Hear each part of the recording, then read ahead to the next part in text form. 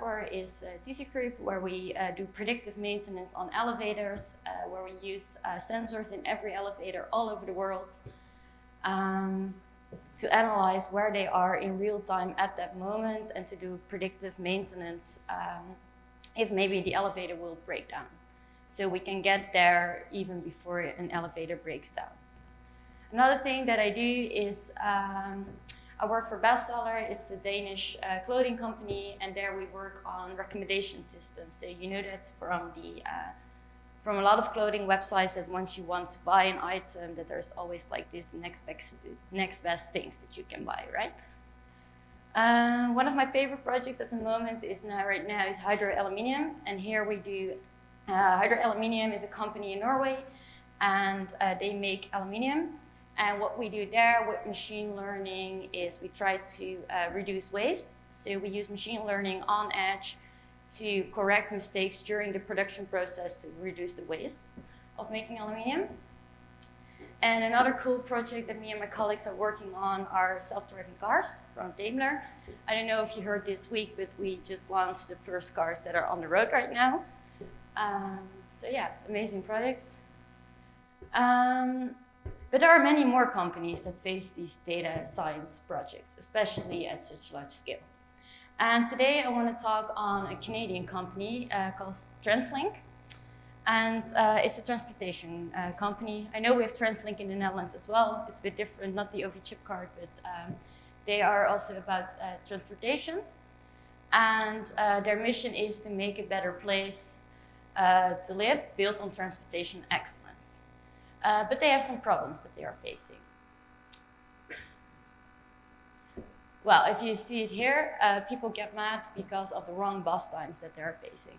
So TransLink has over 200 different bus lines operating in Canada. And they have an application where they, of course, have their scheduled departure times, right? But we all know from buses, they never leave when, as they say. So they have a machine learning model that was, or it was an API, not a machine learning model, that was predicting the delay on the bus apps. But what was happening is that, so here in this graph you can see we have a scheduled departure time, but this is the actual departure time, right? So there is some kind of a delay in when it was scheduled and when the bus was actually leaving. So we had an API that was predicting how much the bus was delayed.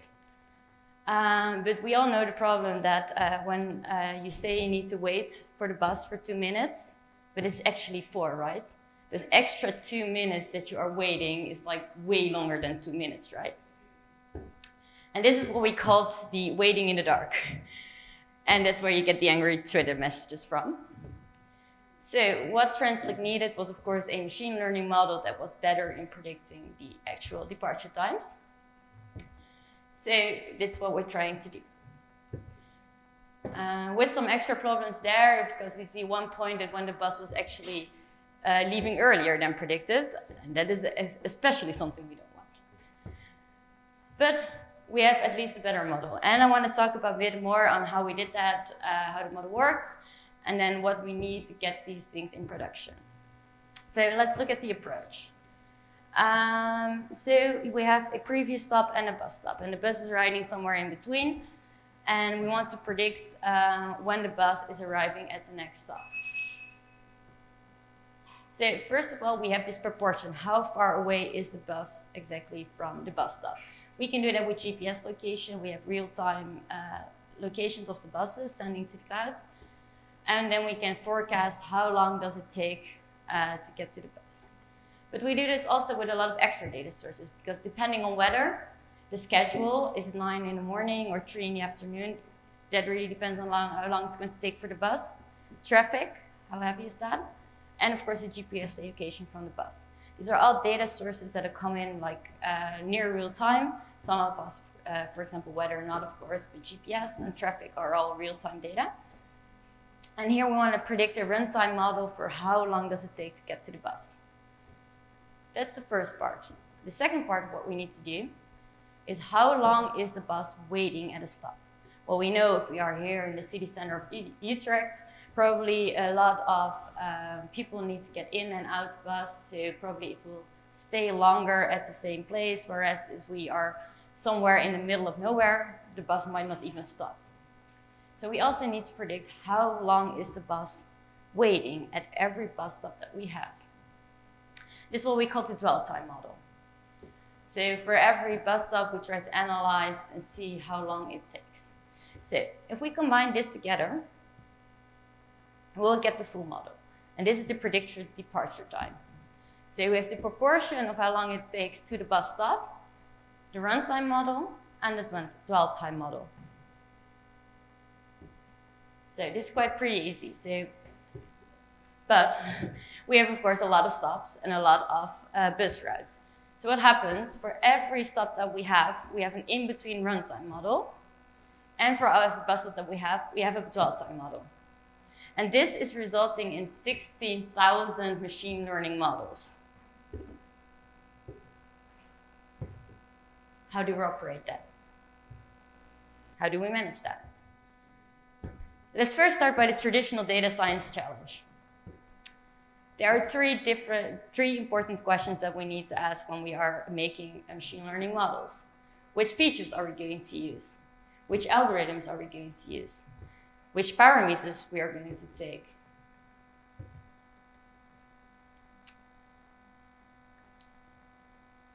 And then we will get our first model. But 30% is not good enough, right? So in the experiment phase, we try different models. So we add another feature, try a different model, and switch the parameters to get maybe a better model. And of course, we need to iterate this many, many times to find the best model. But how do you make this work at scale?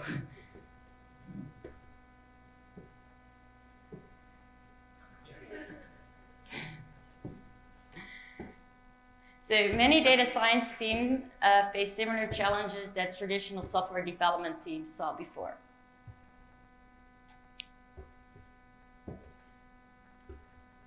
So this is what's going wrong at this point, is that data scientists like me are very good in making models, but that's it. I have no idea how to deploy, manage, monitor, or troubleshoot any of my models, right? And here we get the wall of confusing. So we need to have a way of working together between the data scientists, developers, but also the data engineers. Because there are many more problems. Like, how do we spend so much time on infrastructure? It's hard to make code that needs to run on different infrastructures or environments. The complexity of comparing these different models while we are experimenting. A lack of good process of continuously rolling out new models. It's hard to keep track of version control. Where are the models deployed, especially in the 16,000 models that are operating everywhere? How do we keep track of that? How can we make manual tasks as automated as possible? How do we get the insights for a model performance once it's deployed? Is our APIs working? Is the data still good? How about the data quality? And how can we trace back these inferencing results? Solution. So we might want to enable the full data process to the machine learning lifecycle to the data teams, instead of just the experimental phase. Because we already talked today a lot about, okay, how do we experiment with machine learning, right? But we need to have the full life cycle from getting their data, preparation of data, experimenting, deployment, all in one life cycle. So this is what we call the modern model deployment, where the AI dev and the ops team need to work together.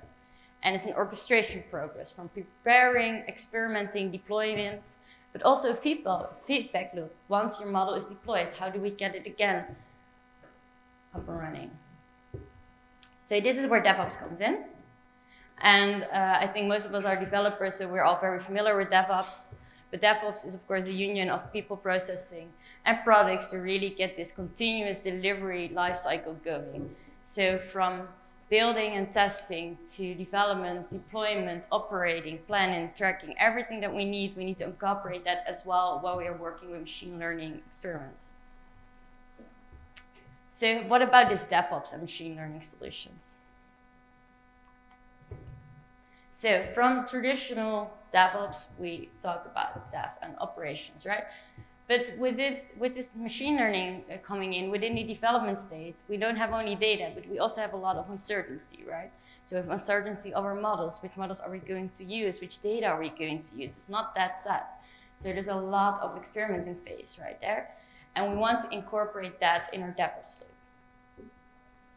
So there's an experimentation phase that comes in that needs to be incorporated in this continuous learning loop that we want to create. So what is ML DevOps about? So instead of only making these machine learning models, we want to have version control code. We want to have pipelines, models, BI dashboards. We need to manage infrastructure, but also environments, track our data science experiments, track our models, track the performance. We need to test our code, model quality. And we also want to automate as much as possible with the CI/CD pipelining. And lastly, monitoring our services, so really the operations side of it. How are our models performing? How are the requests coming from our API? All this we need to gather in one feedback loop to really get this machine learning operational, especially when we are handling 16,000 different machine learning models all at the same time. So at Microsoft, we have defined something for that, and we call that the team data science process. And this team data science process is an agile way of working, where we really want to combine the different practices from DevOps, machine learning, software engineering, and personas from agile in one process, what we call the team data science process. So if we see here, we use the DevOps practices, the data science lifecycle, software engineering, and personas, because especially also within machine learning, we will have different personas, right? We have data engineers that gather data, that prepare our data, that do our feature engineering, claim missing values, right? We have the data scientists that do the modeling, iterate this whole process of which model is best. But we also need software engineers to deploy our models. So all these...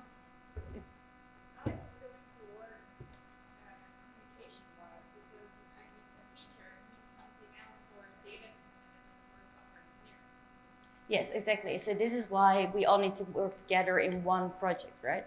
And why everyone needs to communicate with each other instead of being in all these separate silos. Yeah, but you're still using the same name for two completely different things. I'm not sure what you mean. A feature for a software engineering team is, well, maybe a working product.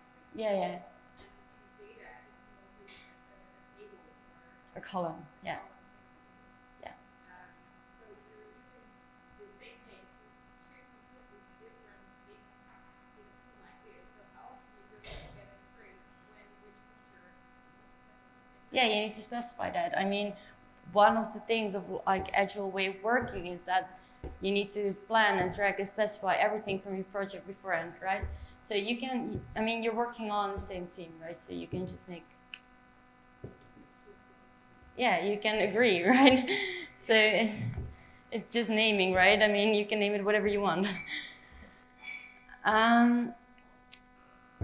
Yeah, but so this is team data science process. So how do we do this in, I want to talk a bit more about the data science lifecycle, because this data science lifecycle, it's more than just making models, right? So first we need to have business understanding. So in the case of TransLink, while all these Twitter things came in, we first need to really understand what was going on. I mean, they were complaining about these different bus times, but what was it that they were really frustrated about, right? So first, before you start, you need to have a clear business understanding what was the point, right? Because they didn't care about the bus being late, but they cared, of course they cared about that as well, but mostly they cared about this waiting in the dark time, that like the estimates were wrong. So you have to have a clear business understanding of what you're trying to solve before you start any data science process. Next, you need data acquisition and understanding. What different types of data sources are you going to use to answer these questions that you have? Where are you going to get your data from? How are you going to combine all these different data sources? And then again, of course, data understanding. You need to have a clear understanding of what your data means. What does these columns mean? I mean, with data science, it's just not like just calculating a bunch of stuff. You really need to understand what these features mean and what they can do to improve your model. Because, for example, we can make the best models that we want and try, but have like very poor performance just because our data is not good enough, because we are using the wrong data to predict our machine learning models. So, for example, and it's a very stupid example, but for example, I want to forecast the weather conditions in the Netherlands. What I can do is I can use data from the weather in Sweden to forecast in the Netherlands. If I want, I can make a one-on-one mapping, right, and use that data to forecast it in the Netherlands. I can make the best machine learning models as I want, but it's never going to work because the data is just not correlated. So here again, we need to have a clear understanding what this data is and what it means and how it is actually related to the business understanding. And then modeling comes in. Then we start modeling, making our model. We start to make, we are going to test our models, for example, and then we see that these models might not be as performant as that we think. So we might need to go back to our data acquisition. Or maybe we don't have the right data to even answer the business understanding, and we need to go back and maybe change the question that we have. And then lastly, when we have finally a model that we think is good, we need to go to deployment. Then our models might be in operation, and then we get customer feedback, and then maybe our model was still not good enough. It was not what we wanted, so we need to go back to this life cycle. And this is where we get this fully iterative process on how we want to make these machine learning models and how to get that in deployment. And this is why this team data science process is becoming so important, that we have this agile way of working where we can iterate between all these different steps and all these different personas are interacting with each other. Then we also have the DevOps part that comes in. So when we talk about data acquisition and understanding, we need version control. We need infrastructure as a code. We need configuration as a code. Also with this data acquisition and understanding, if we are cleaning outliers, if we are exploring with the data, we still need to make sure that if we want to make this fully operable, that we know what we are doing and that we are saving what we're doing. If we talk about modeling, we need continuous integration. We need automated testing. We need version control also on our models, on the performance that we have. And if we talk about deployment, we need continuous deployment, but we also need application performance monitoring and continuous learning. If you have deployed a machine learning model over time, probably your model is going to drift. So we need to make sure that it's still up to date. And this is what we are calling MLOps right now. This full process. So let's talk about more a bit about getting this MLOps in production. So we need now to have a full end-to-end machine learning lifecycle. We want to use the Azure DevOps for CI/CD, ML pipelines, and feedback loop. So we can have our building, our training and testing, our registering and managing, our building image and deploying our service all in one process.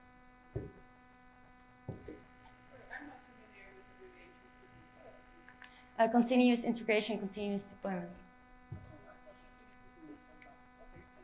Okay.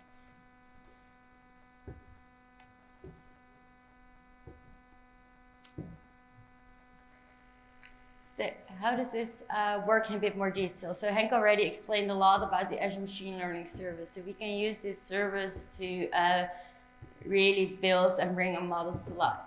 So we have our first phase where we are building our models and testing our models. We have our second phase where we have control about the model performance and we can manage our model performance. And a third phase of deployment. So how does this work in the full architecture? So first of all, we need to start with building the model, right? So we need to have our build pipeline. So we use Azure DevOps to make our build pipeline. So we start with just the data sanity test with unit testing before we start. Then we are creating our machine learning model, right? So we use the machine learning workspace, we create machine learning compute, and we make our machine learning pipeline.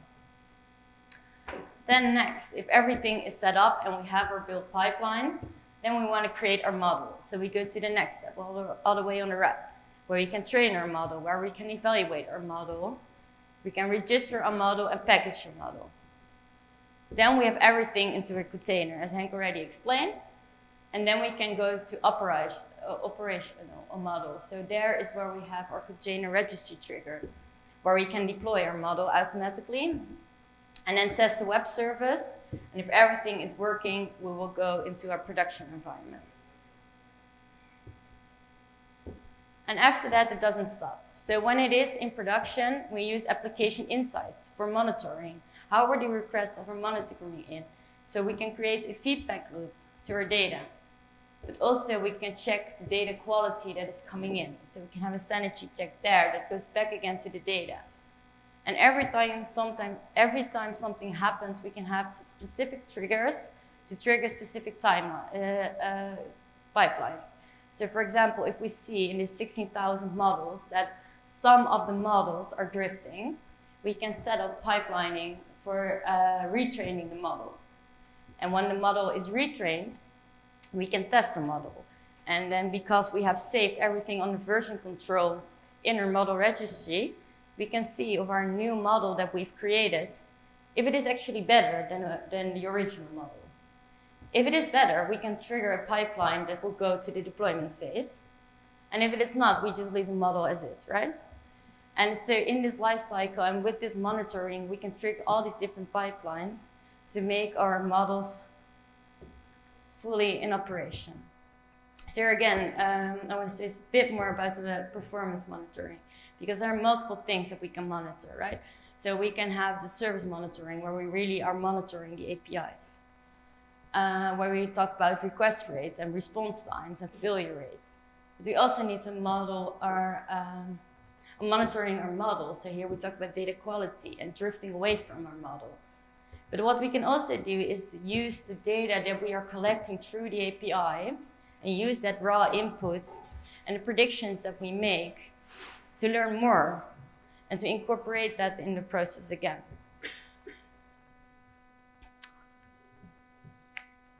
So the end-to-end solution is TransLink. So this is the high-level system architecture that is there in TransLink. So we have event triggers that have GPS updates that push data into the system. So every time a bus generates a new GPS location, this happens like every second, it will get pushed to the system. And we also have our up-to-date data sources. So this is the up-to-date weather conditions, the up-to-date traffic. And of course, we have the time. We use all that, as we already saw, to create this into a model. So here's where we're going to forecast our run times and our dwell times based on these events coming in. And every time the events get updated, a new trigger goes off in this model to make the predictions that is going to update the API. So after we have done this, we go to a predictions database where we save temporarily these predictions, right? And this can be different kinds of databases. So we can use a Cosmos DB, for example, or an Azure DB, Azure Data Warehouse. For that is going to push real-time these locations of the bus. And then we have the predictions that we have deployed to our different systems. So we have our own system at TransLink. So we have our own application that we use where we show the departure times or delays. But we also do it with third-party maps. So we push it to Google Maps, for example. And there are some other third-party apps that show from different transportation sites the departure times. So this is actually how the batch model looks like in the Azure cloud, so the different products that we are using. This is just a high-level architecture, right? So there's so much more going on there with Azure functions and triggers and machine learning pipelines that get triggered. And this is, of course, fully orchestrated with Azure DevOps, but we start with data coming in. We use Data Factory or Event Hub to get our data into the cloud. We store that everything in a SQL data warehouse. And then we use the Azure Machine Learning Service to train, retain, monitor, deploy our models. We have a production environment where we use monitoring, where we have a feedback loop. And from the monitoring, different pipelines can be triggered. But let's talk more about this triggering in this machine learning pipelining when we are monitoring the systems. So if we have a drift from the model, then Azure DevOps can trigger different pipelines. So if one model is drifting or some of the models are drifting, dependent on what it is that gets triggered, we can trigger different pipelines. So we can, for example, train a model again, evaluate the model again, do some data quality check, all different kinds of things that we can do. And based on the outcomes of those pipelines, we can maybe also trigger other pipelines again. So this is all fully automated. What we do then, and I think this is very, very important, it is not possible to do this fully automated, and I think you should not do that as well. There should be somewhere still some manual approval, just a sanity check that you're sure everything is working in the correct way. Of course, you can do that without, but not sure. But once these new models are approved, and they are approved to go further in the pipeline, there is a manual approval that will set off another trigger that will go into the next pipeline, where we are going to deploy the model and test the model. So everything is IaaS and in VMs. So we first have a test environment that if we deploy the new models, that we should first make sure that in the test environment everything is up and running. And if everything is good, then we will go to production. So then these new models get automatically deployed to production.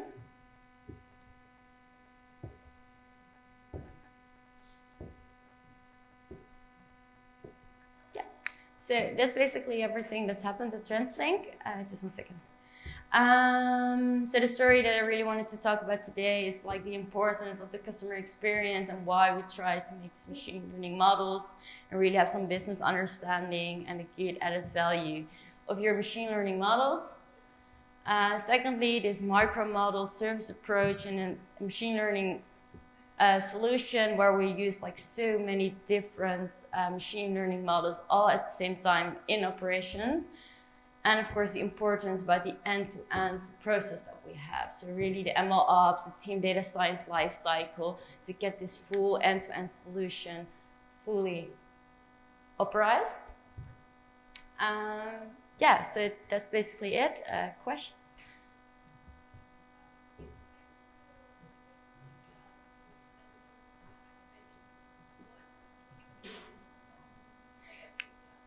Yeah, so for example,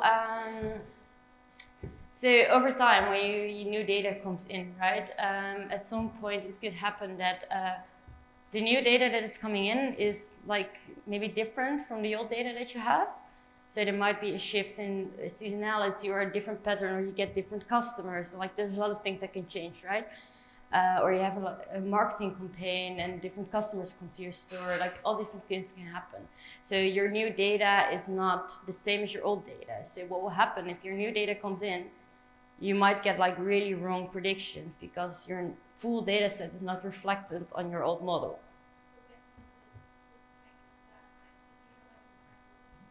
Sorry?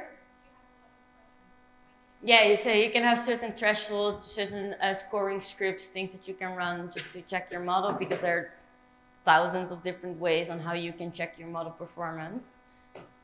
But yeah, that's one of the things. How much time did it take to start a project and deliver the first model? Before we had the first models in production, I would say 3 or 4 months. Yeah, and then after that, it's continual learning. So we did everything in sprints, and we're still operating and improving, right? So, but to get the first models out, I think 3 or 4 months, something like that.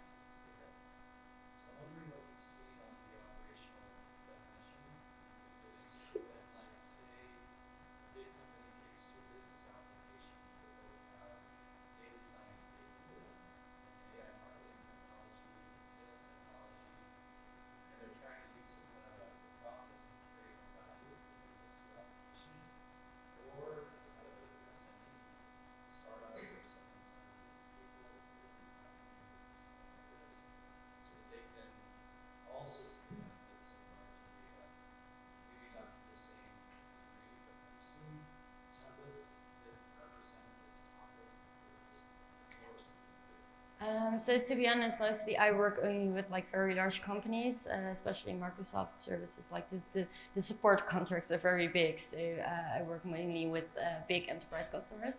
So I don't have experience in small teams, but I can imagine that when you have smaller teams, of course you cannot have all these separate roles, but there might be like 1 person or 2 persons that need to have all these skills, but they can still apply the same iterative steps, right? It's more that they need to have like more skills themselves.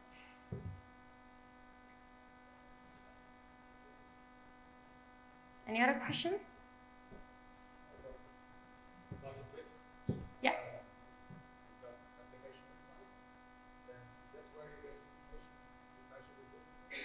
So from your application insights, you can monitor your API. So there you can really monitor your requests. So no, because they're just logs that generated. No, we've created our own scoring scripts that we run to see if our model is drifting. Then one of the 60,000 models gets trained, and that goes separate from the Google process. Yeah, only if we do more of the batch training, then it's all manually approved. Because like also, for example, we have just triggers going on that every month we retrain the whole thing, right? Do you use automated machine learning? No. Could be, right? I mean, the machine learning experimental phase could be any model. That's the idea. But in this case, no. They're very, very high complex projects where just we didn't feel the need, especially because in most of my customers, there are experienced data science teams, so we don't feel the need to use auto ML. And also, the customer wants to be in full control of the models and everything there, especially also with a lot of customers. So for example, with Daimler self-driving cars, it's not fully 100% machine learning, right? There's also still a lot of if-else statements and things like that, and a lot of the scoring needs to be overridden. And also, it's their own IP, and they're really protective of it, so they don't want to have it in the hands of any auto machine learning.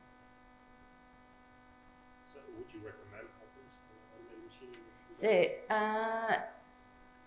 if you're not a data scientist and you don't have skilled data scientists in your team, I really recommend to use automated machine learning to get started. Because there are so many different machine learning models out there, and you really have to have a good understanding on which models do I use, which kind of data, for which kind of problems, right? But the other thing, what I noticed with AutoML, I haven't used it that much, but it is always giving me back neural networks and deep learning and things like that. And what I have with a lot of the customers is they want to understand why certain things are happening. So also within these processes, sometimes we just want to have like a simple linear regression just to see and feel what are the parameters that we are estimating. Instead of like AutoML, I think it always gives me like this GMM boost, GX boost, because it's the best model, but then I lose full control of the understandability of it. So yeah, there are two sides of it, but it's a good product. Any other questions? Great. Then last thing that I wanted to share is, so I'm from Microsoft Services. I work in Premier Support. If you ever want our help from a consultant, data scientist, or engineering team, you can go to aka.ms/services support, and there's a lot more information on that as well. So thank you very much.